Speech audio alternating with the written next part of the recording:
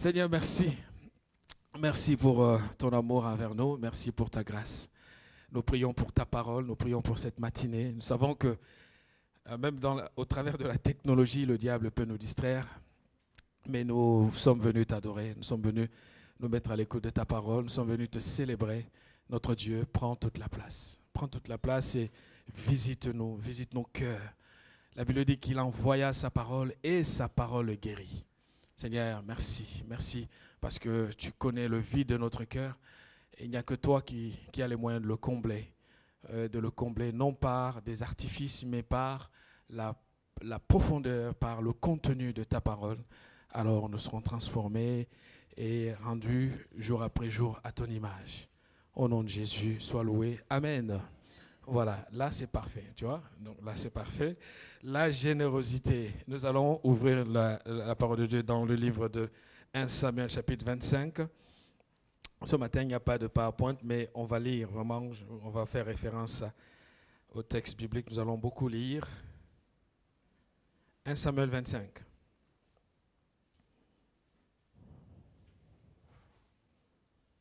À partir du verset 1er, je lirai quelques textes et puis nous allons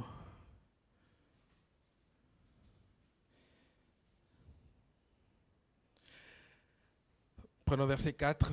David apprit au désert que Nabal tondait ses brebis. 1 Samuel 25. Il envoya vers lui 10 jeunes gens auxquels il dit: montez à Carmel et allez auprès de Nabal. Vous le saluerez en mon nom et vous lui parlerez ainsi: pour la vie, sois en paix, et que la paix soit avec ta maison et tout ce qui t'appartient. Et maintenant, j'ai appris que tu as les tondeurs. Or, tes bergers ont été avec nous, nous leur avons fait aucun outrage et rien ne leur a été enlevé pendant tout le temps qu'ils ont été à Carmel. Demande-le à tes serviteurs et ils te le diront. Que ces jeunes gens trouvent donc grâce à tes yeux, puisque nous venons dans un jour de joie. Donne donc, je te prie, à tes serviteurs et à ton fils David ce qui se trouvera sous ta main. Lorsque les gens de David furent arrivés, ils répétèrent à Nabal toutes ces paroles au nom de David. Puis ils se turent. Nabal répondit aux serviteurs de David en disant: qui est David et qui est le fils d'Isaïe? Il y a aujourd'hui beaucoup de gens qui s'échappent d'auprès de leur maître. Et je prendrai mon pain, mon eau et mon bétail que j'ai tué pour mes tondeurs, et je les donnerai à des gens qui sont je ne sais d'où. Les gens de David rebroussèrent chemin et s'en retournèrent et redirent à leur arrivée toutes ces paroles à David. Alors David dit à ces gens: que chacun de vous saigne son épée, et ils saignèrent chacun leur épée. David aussi saignit son épée, et environ 400 hommes montèrent à sa suite. Et il en resta 200 près de bagages. Un des serviteurs de Nabal vint dire à Abigail, femme de Nabal: voici, David a envoyé du désert des messagers pour saluer notre maître, qui les a rudoyés. Et pourtant, ces gens ont été très bons pour nous. Ils ne nous ont fait aucun outrage et rien ne nous a été enlevé tout le temps que nous avons été avec eux lorsque nous étions dans le champ. Ils nous ont nuit et jour servi de muraille tout le temps que nous avons été avec eux, faisant paître les troupeaux. Sache maintenant et vois ce que tu as à faire, car la perte de notre maître et de toute sa maison est résolue. Et il est si méchant qu'on ose lui parler. Abigail prit aussitôt 200 pains, 2 outres de vin, 5 pièces de bétail apprêtées, 5 mesures de grains rôtis, 5 masses de raisins secs et 200 figues sèches. Elle les mit sur des ânes et elle dit à ses serviteurs: passez devant moi, je veux vous suivre. Elle ne dit rien à Nabal, son mari.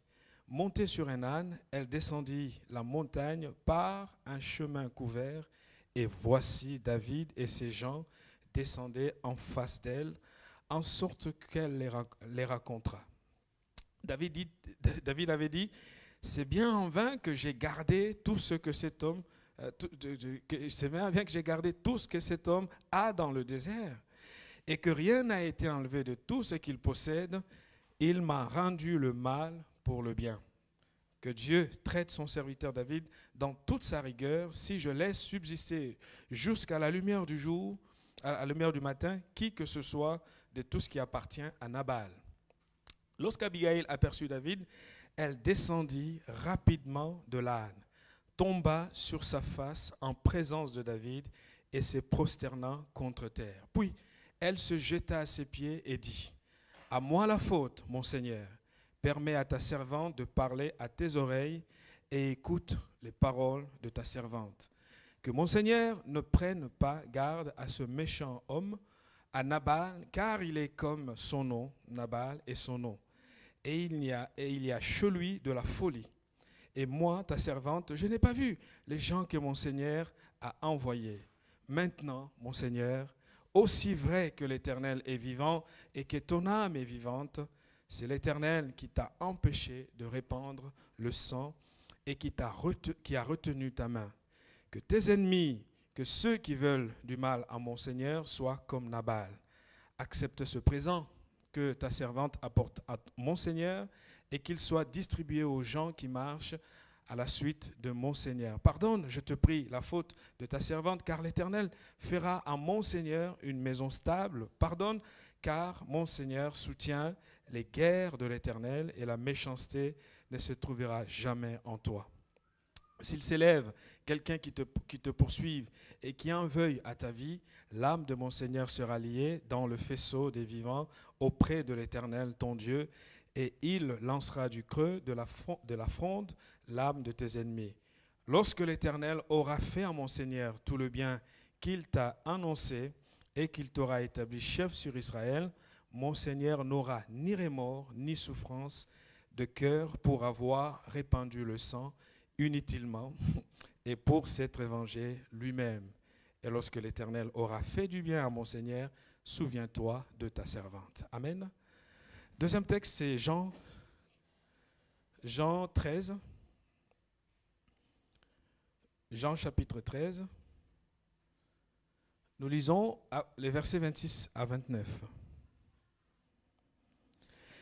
Jésus répondit, « C'est celui à qui je donnerai le morceau trempé. » Et ayant trempé le morceau, il le donna à Judas, fils de Simon, l'Iscariote. Dès que le morceau lui fut donné, Satan entra dans Judas. Et Jésus lui dit, « Ce que tu fais, fais-le promptement. » Mais aucun de ceux qui étaient à table ne comprit pourquoi il lui disait cela. Car quelques-uns pensaient que comme Judas avait la bourse, Jésus voulait lui dire, « Achète ce dont nous avons besoin pour la fête, ou qu'il lui commandait de donner quelque chose aux pauvres. » Amen. La générosité. La générosité est une affaire de cœur. C'est vrai que nous sommes dans une église qui n'est pas, je dirais, qui n'est pas très, qui a le sens du don ou des offrandes, et peut-être pas quand on regarde notre fonctionnement, nous reconnaissons la grâce de Dieu dans l'église. Mais ce n'est pas parce que tout va bien sur le plan de notre générosité, parce que cette générosité, d'ailleurs, elle ne concerne pas toute la communauté. Il est important, au travers de l'enseignement de la parole, de montrer le pourquoi de la générosité en étant fondé sur le texte biblique. Et vous avez vu que les deux textes que nous venons de lire, le premier qui est très long, mais je devais le lire entièrement pour nous aider à comprendre le fonctionnement de Dieu, le fonctionnement des lois qui régissent les bénédictions divines. Aujourd'hui, c'est vrai que certaines personnes, même dans les églises, ont du mal à donner à Dieu, ont du mal à donner une offrande, à donner la dîme. Chacun a ses raisons, chacun a sa manière de penser. Et surtout, dans notre culture, lorsqu'on en parle, on coince les gens. Ils n'aiment pas trop qu'on parle de ces sujets. Et pourtant, le Dieu de la Bible est le Dieu qui a institué le fait que l'enfant de Dieu doit être quelqu'un qui vit ou qui manifeste de la générosité. Et si les gens ne donnent pas, ou nous ne donnons pas assez, ou nous ne donnons pas comme il se doit, c'est parce que la générosité est avant toute chose l'affaire de notre cœur. L'apôtre Paul disait que celui qui donne, donne avec joie. Lorsqu'on donne, on doit être heureux de donner. On doit être dans la joie de faire cet acte. Cet homme que nous venons de nommer dans ce récit long, qui s'appelait Nabal, est le portrait des personnes qui, justement, montrent que, parfois on pense que je commencerai à donner que quand j'en aurai assez. Vous savez, si vous n'apprenez pas à donner avec le peu que vous avez, le jour où vous aurez des millions, jamais vous donnerez à Dieu ou autour de vous. Parce que l'accroissement des richesses ne nous rend jamais généreux. La générosité commence dans les petites choses. Amen. Oh Seigneur, le jour où tu vas me donner ça, le jour que tu vas me donner ce travail, alors c'est faux. Tout commence par les petites choses. Il y a un texte de la parole dans Proverbe 4, verset 23, qui attire notre attention sur les dispositions de notre cœur. La parole de Dieu dit ceci: garde ton cœur plus que toute autre chose, car de lui viennent les sources de la vie. Garde ton cœur plus que toute autre chose, car de lui viennent les sources de la vie. Si le cœur n'est pas bien gardé, alors nous allons croire que les acquisitions vont nous consoler. Sachez-le qu'aucune acquisition ne peut faire la joie de notre cœur. La véritable joie de notre cœur a lieu où elle est là dans notre cœur que quand chacun de nous réalise l'importance de laisser Dieu être la priorité de sa vie.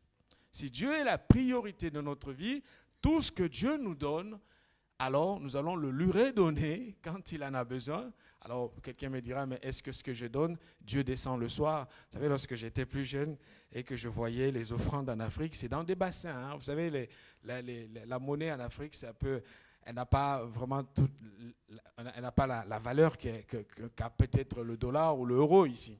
Et du coup, dans des grandes églises, je voyais des bassins, des gros paniers d'argent comme ça, et on mettait ces billets parfois qui étaient dévalués. Et je me disais, tout petit, hein, ça c'est mon raisonnement d'enfant, je me disais le soir, les anges descendaient pour reprendre ces paniers pleins d'offrandes et remonter avec au ciel.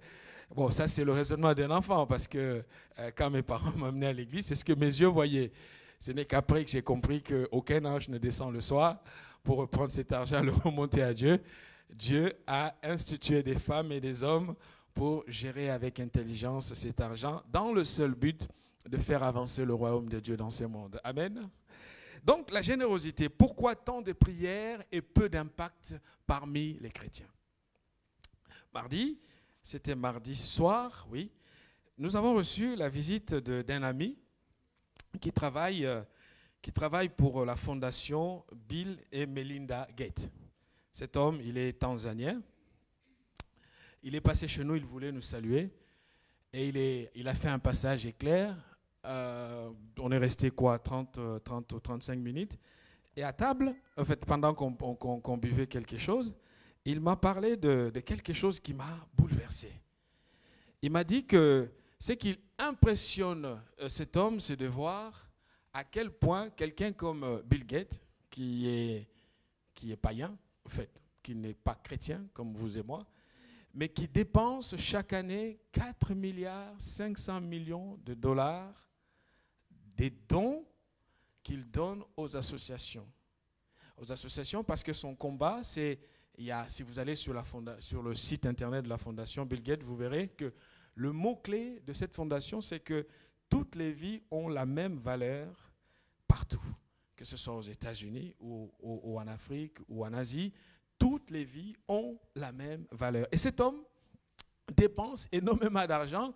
Et l'ami qui nous parlait, travaille pour lui, il m'a dit, mais je prie seulement qu'il soit converti. Je me demande, mais comment un homme qui a un grand cœur, un cœur à ce point, de donner, de redistribuer autour de lui, parce que l'objectif de sa vie, c'est d'aider d'autres personnes il croit qu'on peut effacer les inégalités qui existent. Alors, j'ai pris cet exemple et je me suis dit, mais si quelqu'un de non-croyant, en fait, si quelqu'un qui n'est pas chrétien, qui croit en d'autres valeurs, est capable de lutter contre le mal en agissant pour le bien de la communauté humaine, à combien plus forte raison, nous qui sommes enfants de Dieu, ne devions pas suivre l'exemple de générosité. Garde ton cœur, parce que le cœur est la clé de toute relation stable avec Dieu. L'apôtre Paul prévenait les chrétiens des Galates en disant, c'est un texte que nous connaissons très bien, où il nous invite à comprendre que la récolte est toujours fruit de la sémence. Si mon cœur ne sème pas au bon endroit, de la bonne manière, ce que je vais récolter sera aussi conséquence de ce que j'aurai sémé. C'est Galates 6, verset 7, où il est dit, ne vous y trompez pas, on ne se moque pas de Dieu. C'est qu'un homme aura semé, il le moissonnera aussi. C'est lui qui sème pour sa chair, moissonnera de la chair la corruption, mais c'est lui qui sème pour l'esprit, moissonnera de l'esprit la vie éternelle. Amen. Il y a un principe, la sémence produit la récolte. La qualité de la sémence détermine celle de la récolte. Si mon cœur est tourné vers moi, vers l'argent que je gagne, vous savez, il est plus facile de dire à Dieu, Seigneur, pourvois à ce travail. Tu vois que j'ai des difficultés par rapport à mon emploi. Mais quand Dieu me prête la vie, ça a été la phrase que Moïse a donnée aux enfants d'Israël en disant, dans Deutéronome 8, il leur dit, faites attention, veillez sur votre cœur. C'est un très beau texte, Deutéronome 8. Si vous le lisez, vous le rélisez, vous verrez que notre cœur apprendra à vraiment compter que sur le Seigneur.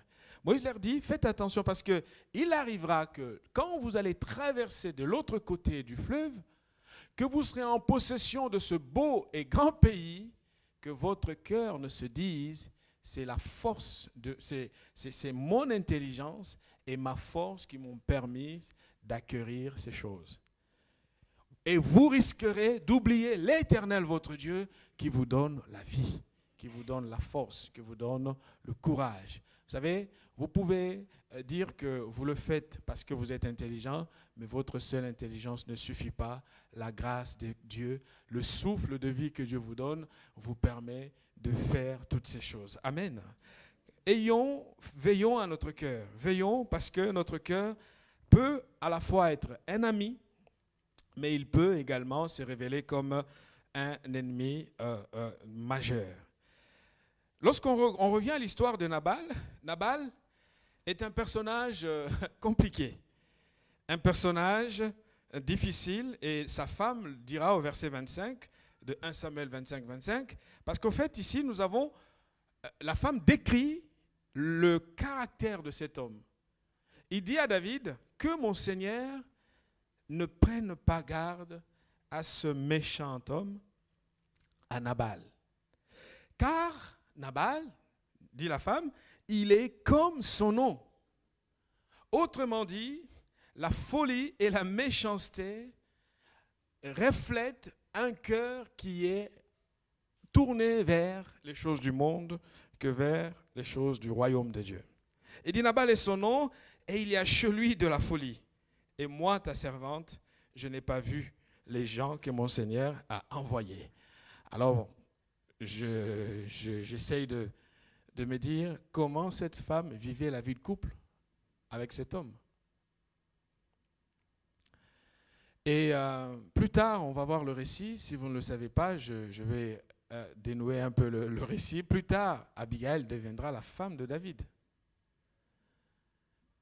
Plus tard, beaucoup plus tard. Au début, tout le monde respecte le cadre. Cette femme a vécu avec un homme très riche. Si vous lisez le verset 1, justement, nous le dit, la Bible le présente comme un homme très, très riche. Reprenez le verset 1. Verset 2, pardon.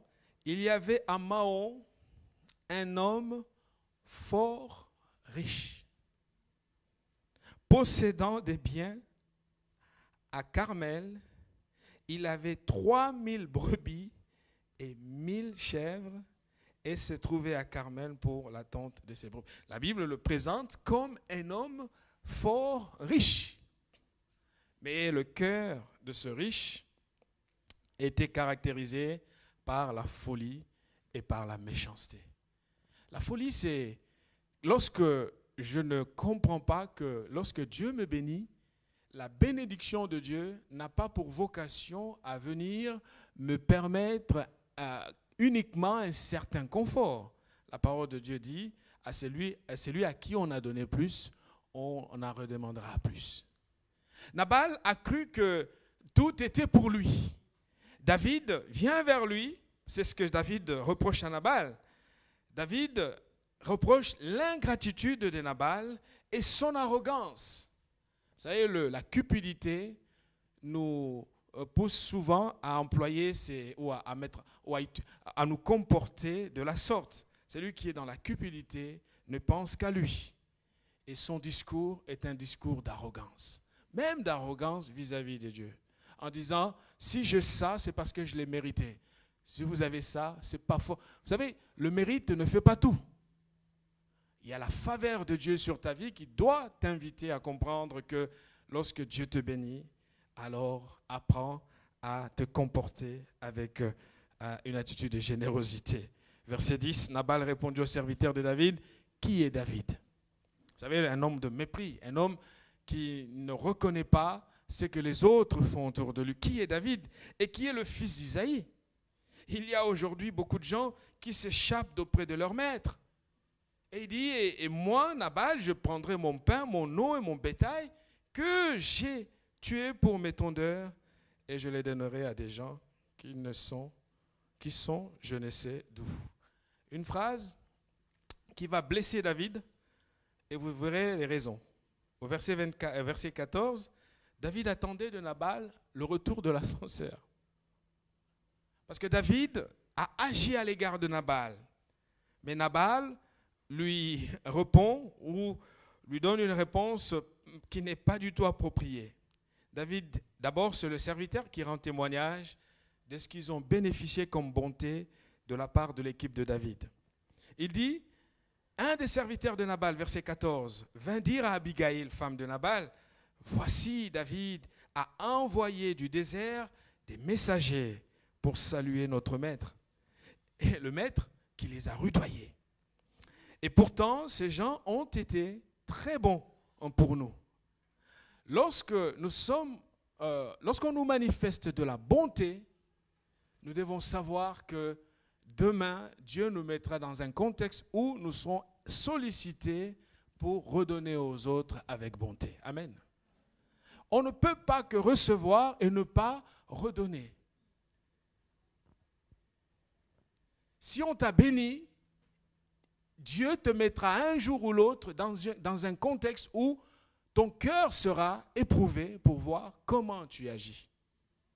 Alors tu attendras peut-être qu'une apparition angélique vienne te convaincre, mais la parole de Dieu est là déjà pour le faire.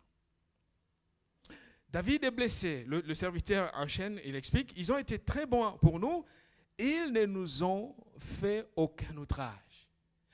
Et rien ne nous a été enlevé. Au fait, vous êtes ici avec une bande de 600 militaires dans un désert.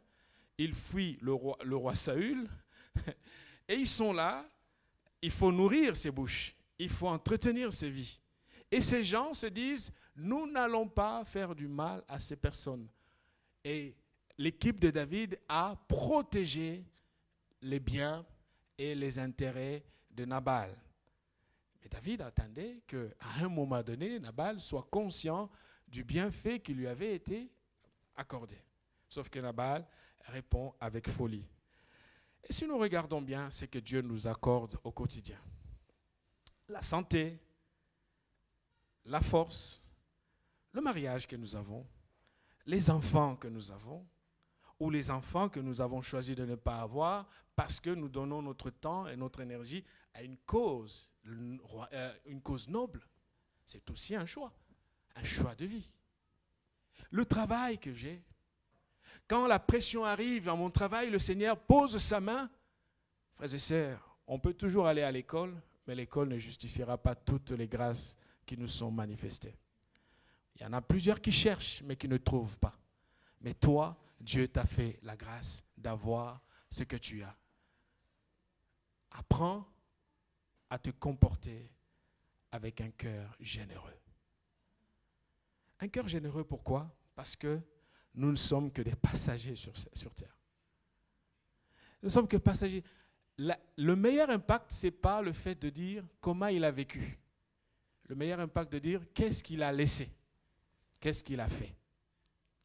Donc, si nous parlons d'Abraham comme un homme qui a su poser des actes qui y ont laissé un impact pour les générations futures. C'est à cela que nous sommes appelés.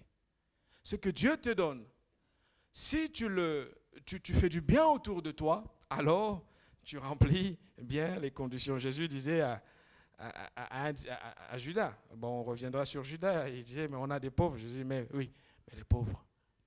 Jésus n'a pas dit qu'il ne faut pas donner aux pauvres. Judas avait une interprétation complètement décalée. On peut voir aussi ce que David dit au verset 21, c'est ça, en fait, l'argument qui pousse David à agir. Heureusement, Abigail l'a arrêté sur sa route. David dit ceci au verset 21, c'est bien en vain que j'ai gardé. Vous voyez? Il attendait toujours un retour. On attend toujours un retour. Ce n'est pas un péché que d'attendre un retour.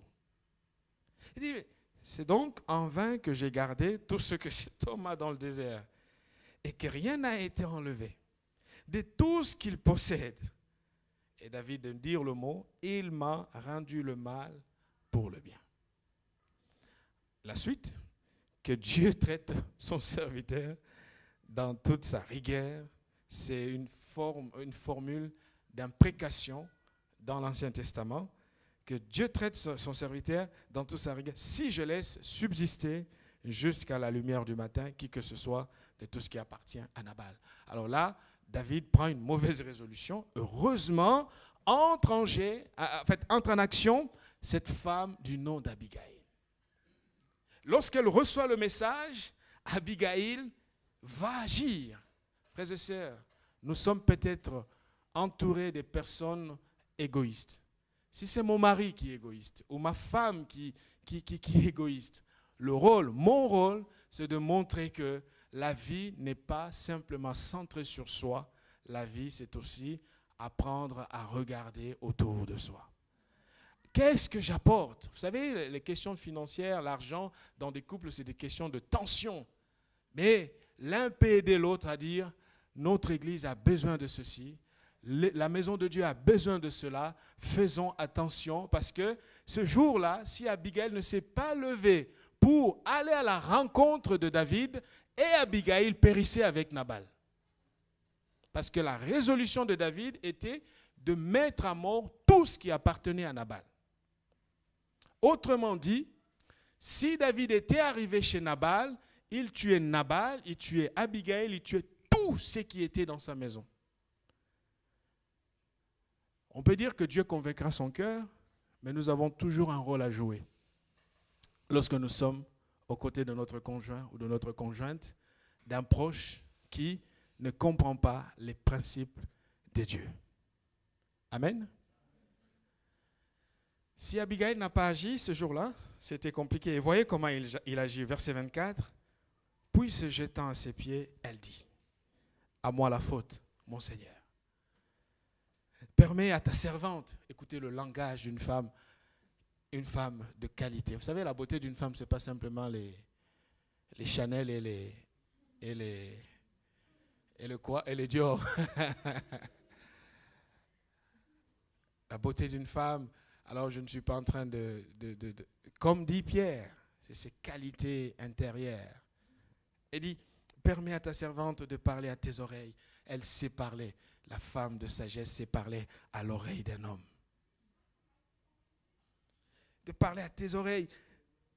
Et écoute les paroles de ta servante. Que mon Seigneur ne prenne pas garde à ce méchant homme, à Nabal, car il est comme son nom. Nabal est son nom. Il y a de la folie chez lui. Et ainsi de suite.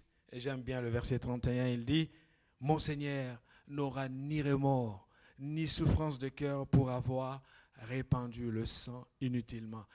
Et il touche le point, pour s'être vengé lui-même. Elle dit autrement à David, je ne veux pas que tu suies tes mains en versant le sang inutilement. Autant David pouvait verser le sang dans un contexte de guerre, parce qu'il y a une guerre entre deux nations, là, c'est légitimé, mais supprimer la vie de Nabal, ça aurait été un crime devant Dieu. Et c'est grâce à Abigail que David va être retenu et comprendre qu'il n'est pas permis de se venger soi-même. Amen. Je termine avec l'histoire de Judas. Vous verrez bien que dans le texte ici de Judas, il y a un élément qui nous échappe. Et quand on lit, quand vous prenez votre Bible et que vous lisez comme ça, vous ne verrez pas le problème. Mais avec réflexion, parce que même les apôtres ne comprennent pas ce qui se passe. La Bible dit, Jésus répondit, verset 26. Ce que je veux dire, c'est que la délivrance n'est possible que pour celui qui se repent. Si vous ne vous repentez pas, si vous ne vous repentez pas de votre amour des biens de ce monde, de votre attachement à l'argent et à la gloire passagère ou au refus d'être généreux, Dieu ne fera rien. Nous lisons, Jésus répondit, c'est celui à qui je donnerai le morceau trempé. Bon, ils ont posé les questions, qui va te trahir? Il dit, c'est celui à qui je donnerai le morceau trempé. Et ayant trempé le morceau, il le donna à Judas, fils de Simon, l'Iscariote. Et la parole de Dieu déclare, dès que le morceau fut donné, Satan entra dans Judas. Et Jésus lui dit, ce que tu fais, fais-le promptement. Mais cette phrase-là, ils l'ont entendue, mais ils ne l'ont pas comprise.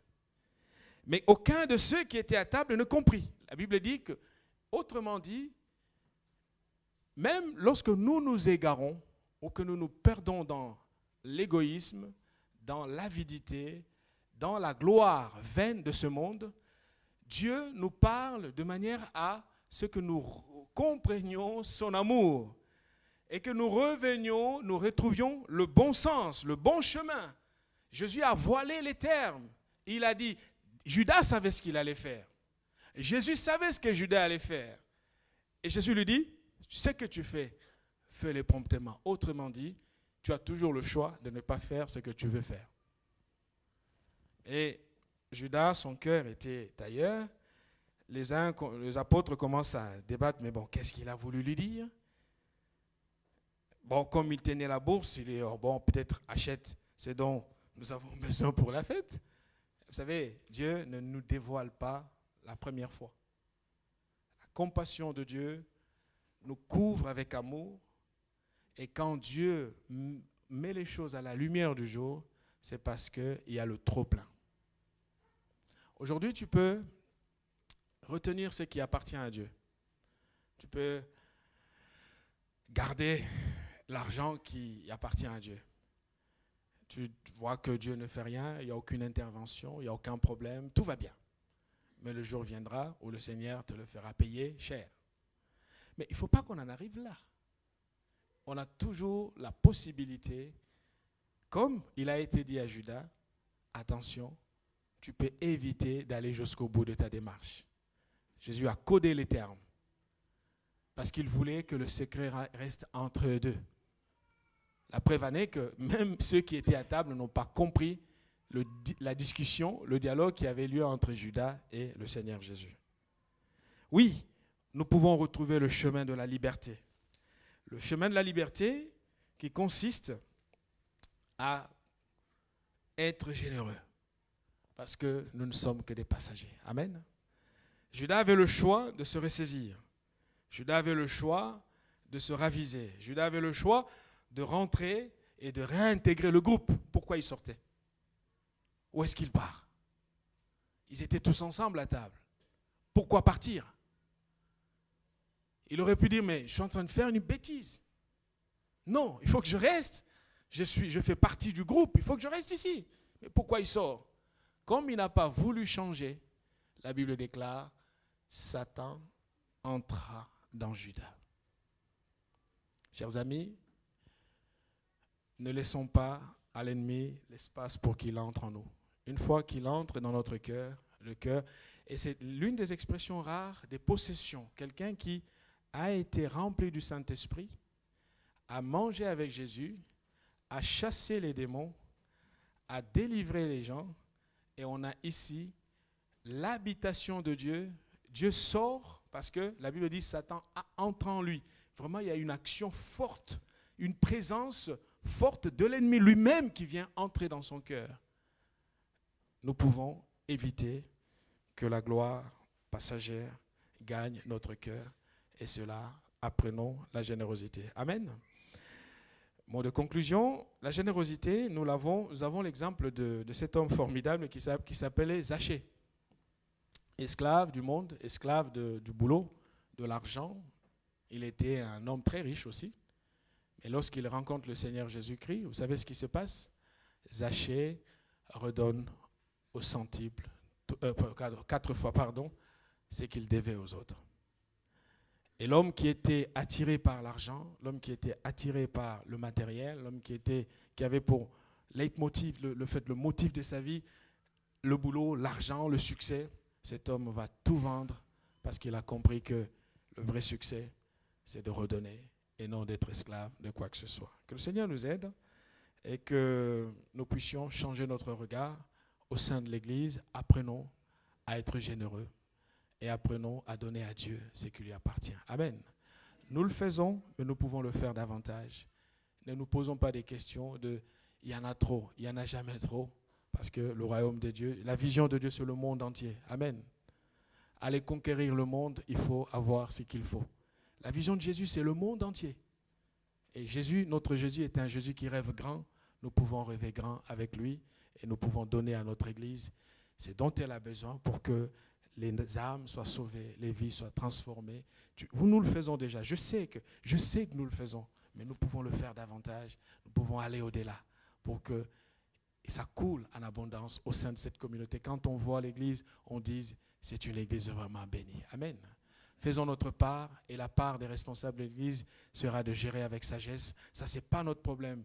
Ils auront à rendre compte à Dieu pour comment ils gèrent. Notre part est d'obéir et de faire ce que Dieu nous dit plutôt que d'être esclave du matériel.